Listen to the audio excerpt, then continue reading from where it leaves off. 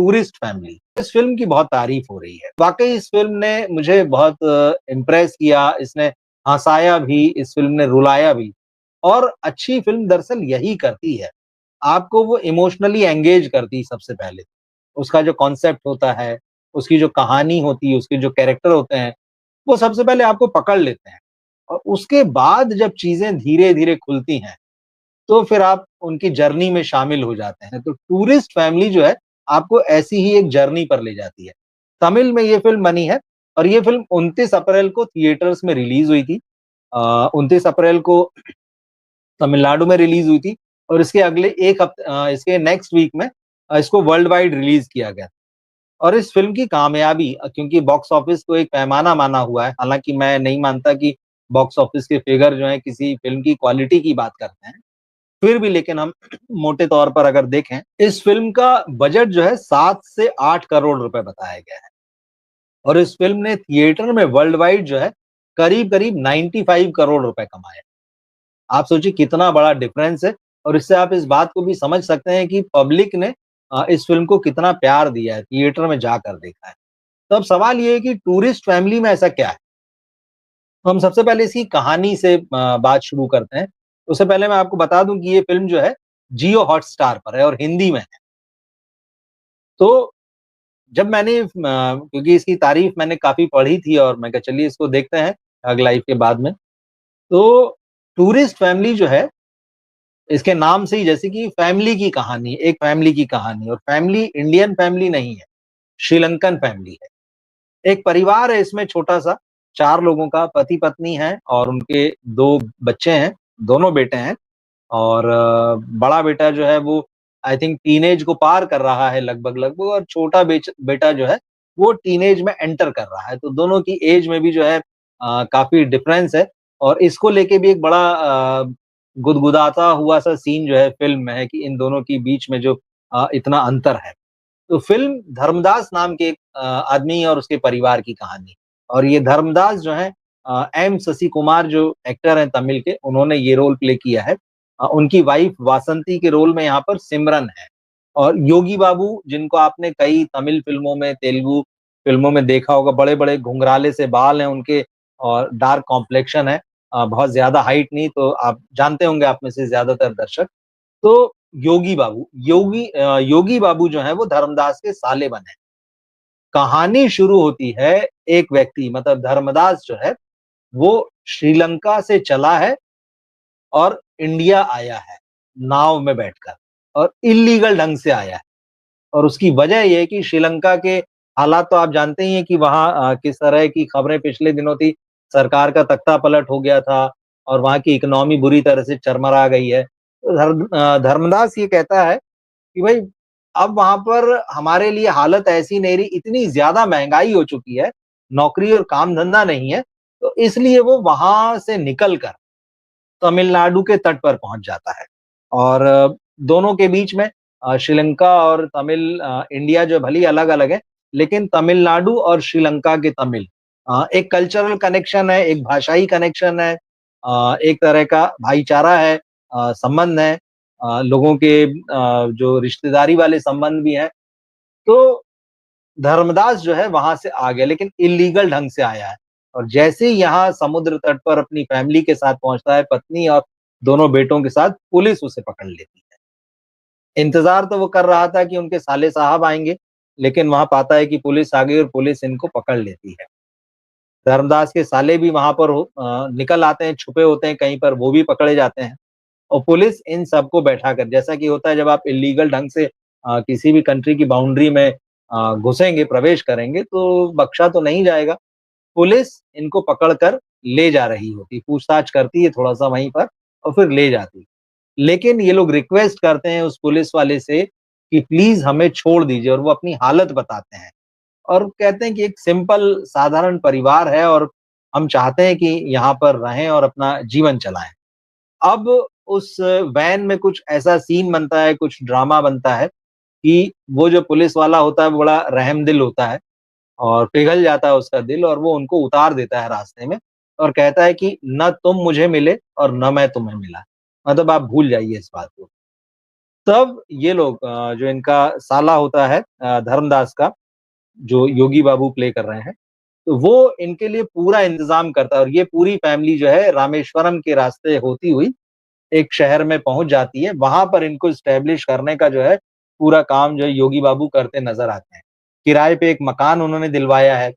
अब वो जो मकान होता है किराए पे ये लोग जहाँ ये फैमिली रहने गई है, वो एक पुलिस वाले का है। उस इलाके का जो पुलिस इंस्पेक्टर है, उस इलाके का जो थाना इंचार्ज जिसे कहते हैं वो उसका घर है।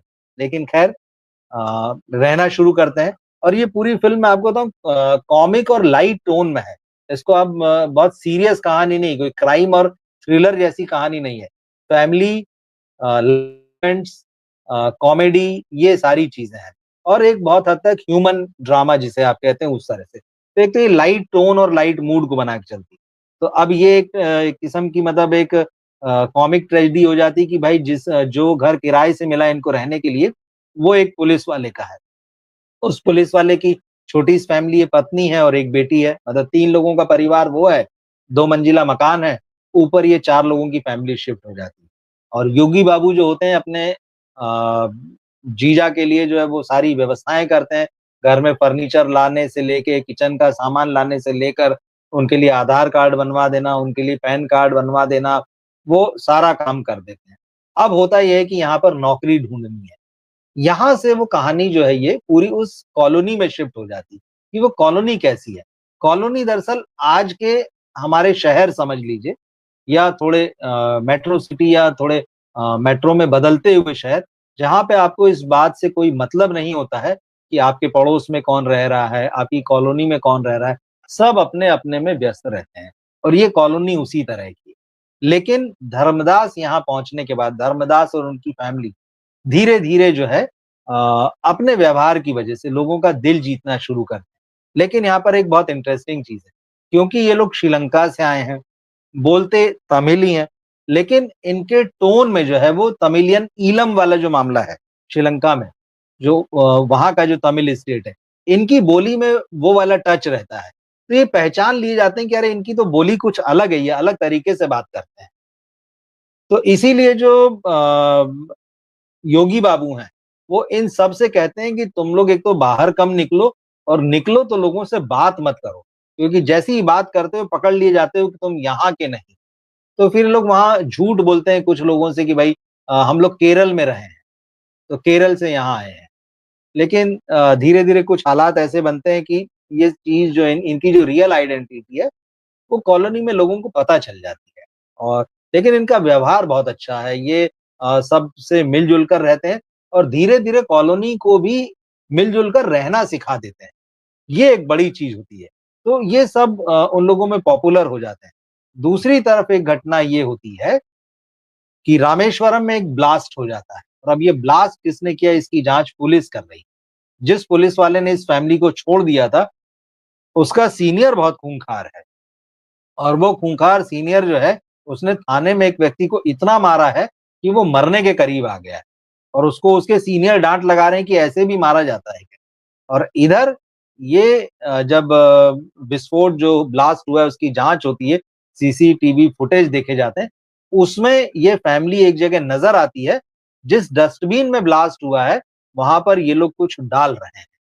तो जिस पुलिस वाले ने इनको पकड़ के छोड़ दिया था, वो और उसके साथ के 3-4 लोग परेशान हो जाते हैं और उस सीनियर के जिसने पकड़ा था, उसके जो जूनियर्स होते हैं उससे कहते हैं कि आप इन सारी सच्चाई जो है सीनियर को बता दीजिए, इन लोगों को पकड़ा दीजिए।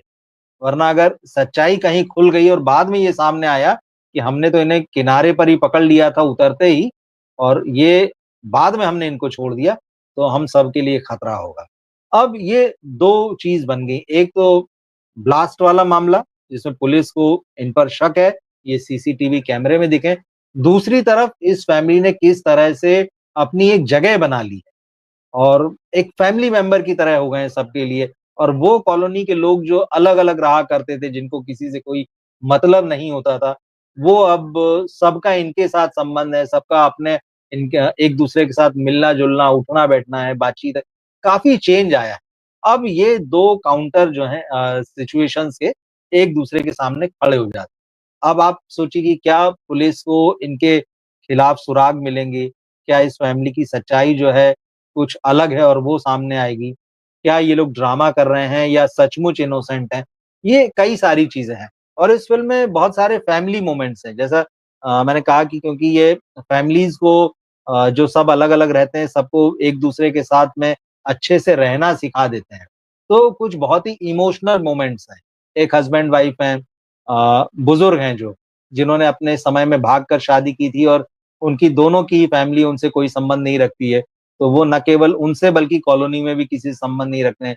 एक लड़का है, यंग है, वो हमेशा ही घर का दरवाज़ा बंद किए रहता है और शराब पीता रहता है। सबको उससे शिकायत है, कभी सड़क पर बाहर बियर की बोतल टूटी पड़ी मिलेगी, कभी खाना पड़ा मिलेगा, कभी उसने वॉमिट कर दी, सबको उससे शिकायतें हैं। लेकिन ये लोग जो हैं और भी कैरेक्टर्स हैं, सबकी बैक स्टोरी है और बड़ी इमोशनल और छूने वाली बैक स्टोरी है और कैसे वो सारे लोग जो हैं, धर्मदास उसकी फैमिली से आकर मिलते हैं और सब उसके साथ दिल से कनेक्ट होते हैं और धर्मदास को भी जिस एक व्यक्ति के यहाँ पर नौकरी मिलती है कार ड्राइव करने की, उसकी भी अपनी कहानी तो ये छोटी-छोटी कहानियों से मिलकर छोटे-छोटे परिवारों की कहानियों से मिलकर एक ये बड़ी कहानी बनी है। बहुत टची मोमेंट्स भी हैं, ह्यूमरस भी है, एक छोटी-सी लव स्टोरी भी है। क्योंकि धर्मदास का एक बेटा है जो टीनेज से आगे निकल कर थोड़ा यंग हो रहा है और जिनके यहाँ ये किराएदार के रूप में आए हैं, उनकी भी एक बेटी है। उस लड़की का एक ब्रेकअप हो चुका है, इस लड़के का भी एक ब्रेकअप हुआ है। लेकिन वो कैसे ये चीज़ें रिवील होती है और कैसे इनके एक हल्की-फुल्की एक लव स्टोरी चलती है। तो इसमें सारा कुछ है और इस फ़िल्म के जो डायरेक्टर हैं अभिशान जीवंत नाम है इनका। तो वही इस फ़िल्म के राइटर भी हैं और ये उनकी पहली फ़िल्म है और इस फ़िल्म की तमिल इंडस्ट्री में बहुत तारीफ़ हो रही है। फ़िल्म का क्लाइमेक्स क्या होगा वो मैं आपको नहीं बताऊँगा। लेकिन ये मोमेंट्स वाली कहानी है। कई लोगों को इस फ़िल्म को देखते हुए राजकुमार हिरानी का सिनेमा याद आ सकता है। लेकिन आप ये ध्यान रखें कि राजकुमार हिरानी की फ़िल्मों का बजट और फ़िल्मों के स्टार बहुत बड़े होते हैं। जबकि इस फ़िल्म का बजट जो है वो 7 से 8 करोड़ रुपए और ये जो बाकी यहाँ एक्टर्स हैं, वो तमिल सिनेमा के कोई सुपरस्टार्स नहीं हैं।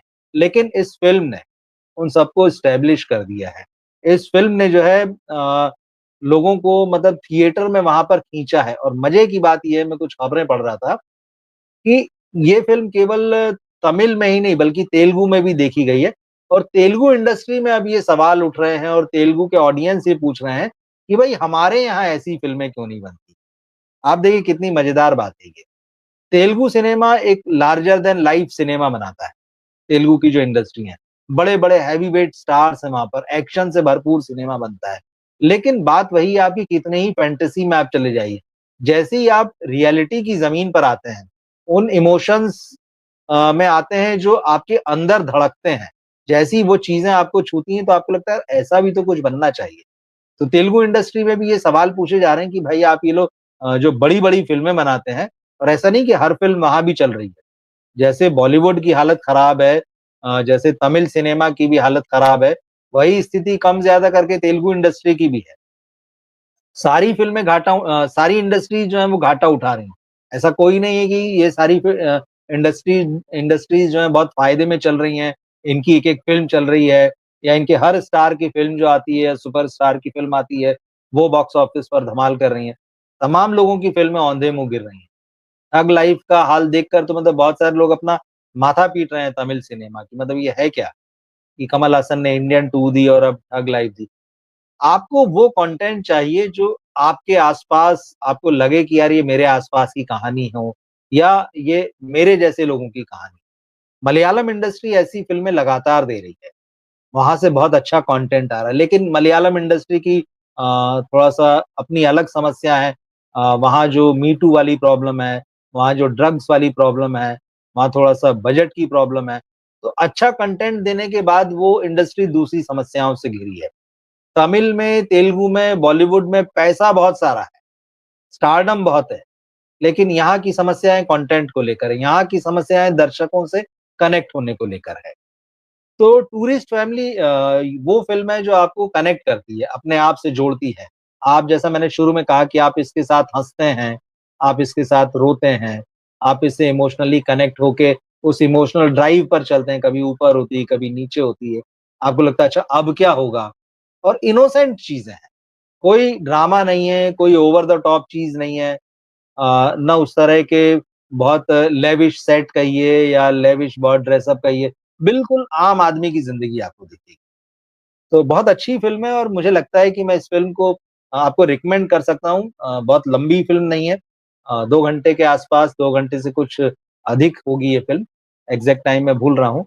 इस फ़िल्म को आपको देखना चाहिए, इस तरह का सिनेमा जो है हालाँकि कई इस पर सवाल भी उठ सकते हैं कि भाई वो लोग तो इल्लीगल ढंग से इंडिया में आए थे, घुसपैठ एक बड़ी समस्या है। चाहे आप नॉर्थ की बाउंड्रीज़ देख लें या साउथ की बाउंड्रीज़ देख लें।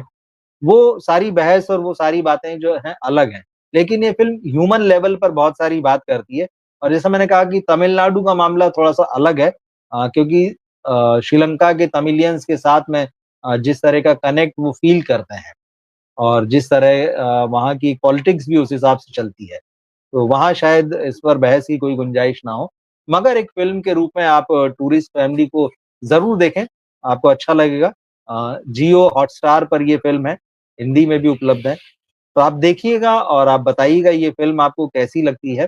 इससे पहले मैंने मलयालम फ़िल्म तुडरम का रिव्यू किया था, वो बहुत लोगों ने देखा और बहुत पसंद किया। तो अच्छा सिनेमा है, वो फ़िल्म भी अच्छी तो कोशिश हमारी यही होती है कि फ़िल्म देखें और जैसी हो वैसी बात करें क्योंकि कई लोगों को लगता है कि आप बायस्ड होके रिव्यू कर रहे हैं कि अक्षय कुमार की फ़िल्म है तो आपको अच्छी नहीं लग रही, सलमान की है तो अच्छी नहीं लग रही। ऐसा नहीं है, जो सिनेमा अच्छा होता है, उसको अच्छा कहना और आपसे ये बताना कि वो सिनेमा अच्छा है। इसमें कुछ मतलब ये नहीं है कि किसी को लेके बायस्ड हैं या किसी की हमें तारीफ़ करने से कुछ फ़ायदा हो रहा है, कुछ मिल रहा है। ये हमारा काम है। इतने साल से अगर ढाई दशक से अगर मैं सिनेमा देख रहा हूँ, रिव्यू कर रहा हूँ, तो ये एक लाइफ़स्टाइल में आ गया है कि आप सिनेमा देखें। जैसे मैंने कहा कि हाउसफुल 5 देखने के बाद मुझे लगा कि यार अब इस फ़िल्म से पीछा किस तरह से छुड़ाऊँ? क्योंकि जब आप देखते हैं तो कहीं न कहीं वो फ़िल्म आपके साथ कुछ समय तक तो रहती है। अच्छा सिनेमा आपके साथ रहे, आपके दिमाग में, आपके मन में रहे तो अच्छा लगता है। तो मुझे लगा कि मैं जल्दी से जल्दी कोई और फ़िल्म देखूँ, उसके बारे में बात करूँ। तो मैंने पहले ठग लाइफ़ देखी, उसके बाद में टूरिस्ट फैमिली देखी। ठग लाइफ़ जैसे मैंने कहा कि अच्छी लगी और कई लोग ये भी कह सकते हैं कि भाई जब आप हाउसफुल 5 जैसी बुरी फ़िल्म देखोगे तो उसके बाद कुछ भी आपको अच्छा लगेगा। हो सकता है ये भी एक फैक्टर रहा हो, लेकिन तब भी मेरा मानना है कि कमल हासन और मणिरत्नम जैसे एक्टर डायरेक्टर साथ में आते हैं और कुछ बनाते हैं, तो कितना ही खराब हो, वो कचरा तो नहीं हो सकता, जिस तरह से इस फ़िल्म के बारे में बातें कही जा रही है। मुझे लगता है कुछ अतिशयोक्ति में हम लोग बातें करते हैं। सोशल मीडिया का ज़माना है, तो अति थोड़ी-सी अच्छी भी लगती है, लोग उसमें रहते हैं। तो आप देखिएगा उस फ़िल्म को भी देखिएगा और टूरिस्ट फैमिली को तो मैं कहूँगा कि आप ज़रूर देखें और अपनी राय लिखें कि ये फ़िल्में आपको कैसी लगीं और अगर आप देख चुके हों तो भी आप बताइए कि ये फ़िल्मों को देखकर आपने क्या महसूस किया, ये फ़िल्में आपको कैसी लगीं? और ये अगर आपके लिए हेल्पफुल है, तो मेरे लिए एनकरेजमेंट होता है कि चलिए मैं ऐसी चीज़ों को और बनाऊँ। तब तक आप इसे देखिए, इसे अगर आपको ये पसंद आता है, तो आप अपने दोस्तों और फैमिली सर्कल में भी इसे शेयर कीजिए। मिलते हैं फिर हम अगले वीडियो में। नमस्कार।